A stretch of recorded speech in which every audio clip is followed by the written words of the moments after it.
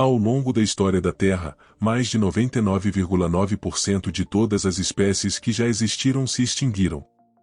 Estima-se que até 50 bilhões de espécies que um dia vagaram pelo nosso planeta desapareceram do cenário terrestre há algum tempo. Mas será que isso é realmente verdade em todos os casos? Na verdade, sempre há pessoas que afirmam ter visto animais que nem deveriam mais existir. No vídeo de hoje, você poderá descobrir do que se tratam esses relatos únicos e quais criaturas fascinantes, infelizmente, não fazem mais parte da face natural do planeta. Pterosaurus. Será uma falsificação contemporânea, uma fraude moderna, ou uma prova de que os poderosos lagartos primevos ainda estão entre nós? Uma foto tem circulado na internet por algum tempo, mostrando alguns soldados da Guerra Civil Americana junto com um pteranodon morto. O problema é que os imponentes pterossauros estão extintos há 72 milhões de anos. Não há dúvida de que o dinossauro nas fotos realmente se parece com as reconstruções modernas. Se isso realmente for uma falsificação daquela época, as pessoas por trás disso fizeram um ótimo trabalho, mesmo que provavelmente nem soubessem como o pterodáctilo realmente parecia. A primeira descrição científica do pterodon remonta a 1876. O conflito militar entre os estados do Norte e do Sul voltou a ocorrer de 1861 a 1865. Outra foto nos mostra alguns homens posando com outro lagarto alado, supostamente criado em 1890. O chamado Thunderbird é dito ter aparecido em uma pequena vila no Arizona e ter sido abatido. Tigre da Tasmânia. É considerado extinto. Esses animais, que tinham cerca de 60 centímetros de altura e pesavam 19 quilogramas, presumivelmente caçavam principalmente pequenos cangurus, gambás e roedores. O tilacino já foi o maior marsupial a vagar pela Terra, tendo vivido cerca de 4 milhões de anos atrás até o início dos anos 1900.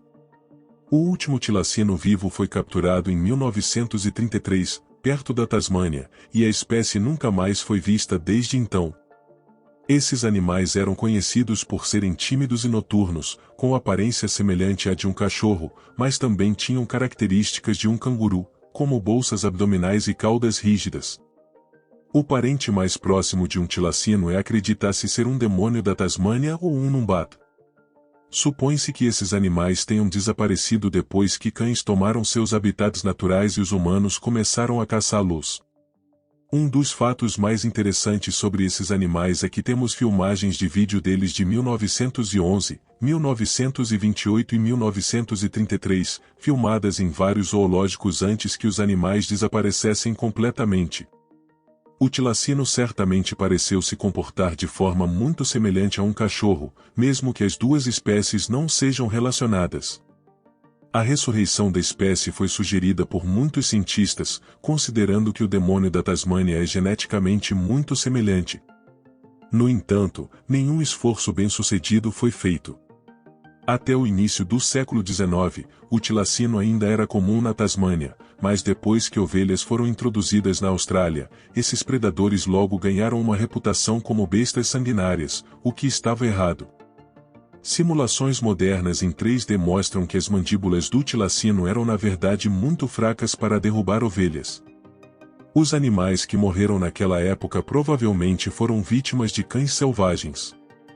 No entanto, como as pessoas não sabiam disso, os tilacinos foram sistematicamente caçados e eventualmente exterminados. As tentativas de salvar a espécie em zoológicos foram mal sucedidas. Durante todo esse tempo, houve apenas uma ninhada em cativeiro. No entanto, avistamentos isolados do tilacino ainda são relatados até hoje, embora não possam ser comprovados de forma inequívoca. Em março de 2017, 2 avistamentos separados no norte de Queensland ganharam destaque.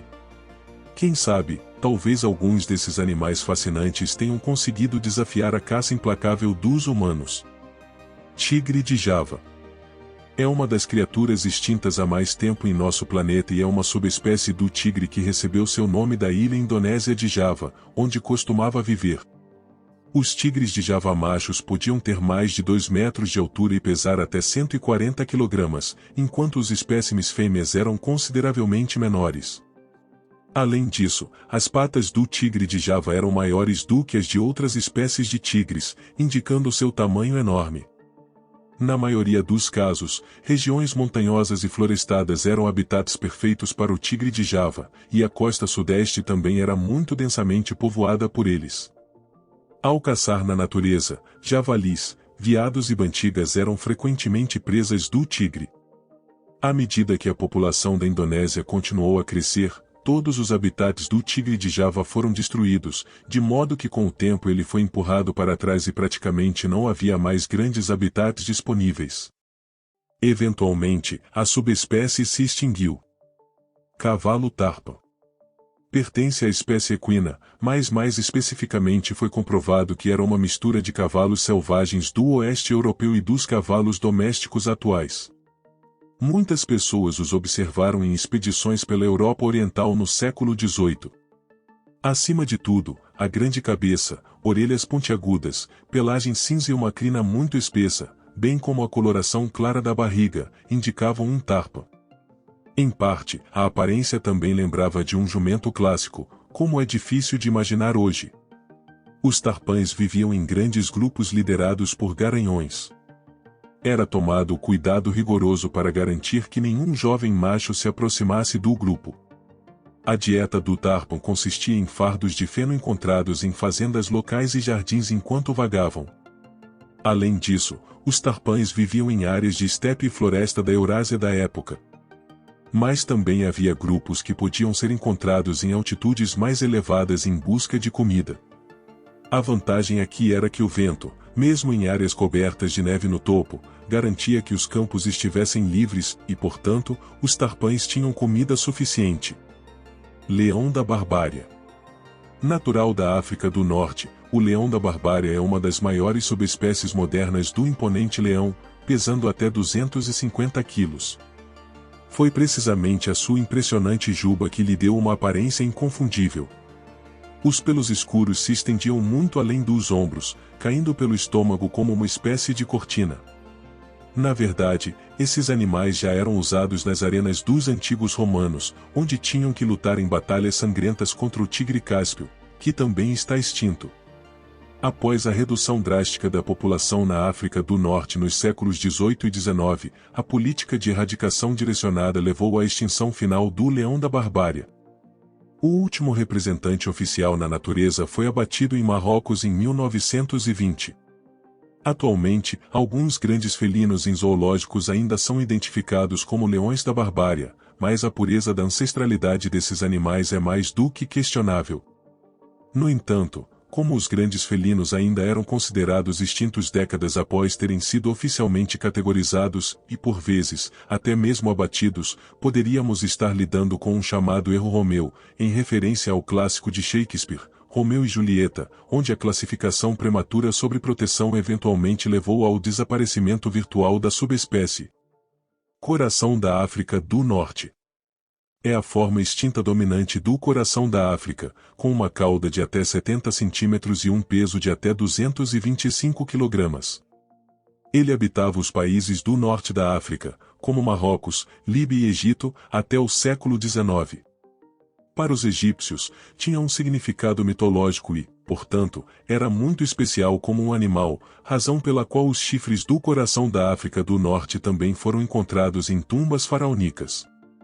Eles costumavam viver em grandes grupos, alimentando-se de folhas, casca e grama. Outra característica especial era que geralmente só podiam ser vistos em temperaturas mais frescas. Ela evitava principalmente hienas ou chitas, pois eram seus inimigos naturais. Leão marinho japonês. Além disso, o leão marinho japonês também está extinto hoje em dia. Ele vivia perto da costa do Mar do Japão, na Coreia, Japão e geralmente no Extremo Oriente, onde tinha uma coloração geralmente cinza escura marrom escura e chegava a 2,5 metros de comprimento. Ele se reproduzia principalmente em trechos de costa plana e arenosa, onde foi cada vez mais erradicado por pescadores. Anos depois, também a partir do século XIX, o leão marinho japonês, que também era chamado de foca do ouvido do Pacífico, tinha um rosto estreito, bigodes macios de cor clara e olhos grandes e escuros. Com suas duas nadadeiras laterais, juntamente com a nadadeira traseira, a locomoção era possível na água, o que também era muito simples. Ao caçar peixes e comida, a pele fina, macia e ligeiramente peluda permitia que a água escorresse dos lados e secasse rapidamente após cada mergulho.